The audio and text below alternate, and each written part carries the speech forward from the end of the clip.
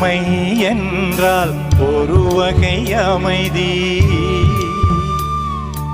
ஏழை என்றால் அதில் ஒரு அமைதி.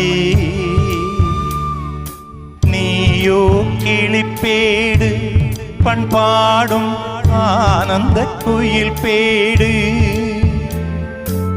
ஏனோ தெய்வம் சதி செய்தது, பேதை போல விதி செய்தது.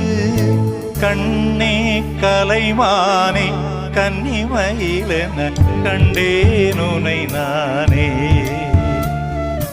அந்திப்பகலுனை நான் பார்க்கிறேன், ஆண்டவனை இதைத்தான் கேட்கிறேன். ராரிராரோ போராரிரோ